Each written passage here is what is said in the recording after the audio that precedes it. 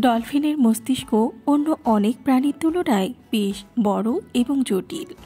ডলফিনের বুদ্ধি, সামাজিক আচরণ এবং মানুষের সাথে বন্ধুত্বপূর্ণ সম্পর্কের ইতিহাস বেশ পুরনো।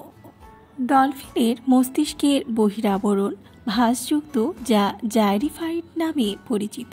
মস্তিষ্কের এই গঠনের কারণে ডলফিন জটিল চিন্তাভাবনা, সমস্যার সমাধান এবং যোগাযোগ করতে পারে, আর তাই দেখতে ভীষণ আদুরে ডলফিনকে সমুদ্রের সবচেয়ে বুদ্ধিমান প্রাণী বলা হয়।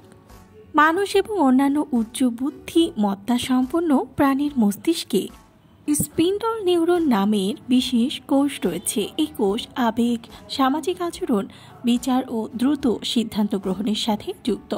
ডলফিনের মস্তিষ্কেও এই স্পিন্ডল নিউরন রয়েছে। এছাড়া ডলফিনের শ্রবণ এবং শব্দ প্রক্রিয়াকরণের ক্ষমতা বেশ শক্তিশালী।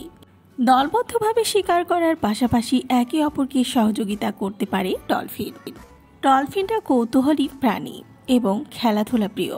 তারা একে অপরের সাথে বিভিন্ন বস্তু নিয়ে খেলা করে। এমন আচরণ ডলফিনের সামাজিক বন্ধনকে দৃঢ় করে আর নতুন দক্ষতা অর্জনে সাহায্য করে। ডলফিনরা একে অপরের সাথে যোগাযোগের জন্য শিস, ক্লিক আর ব্রাস্ট পালস কৌশল ব্যবহার করে।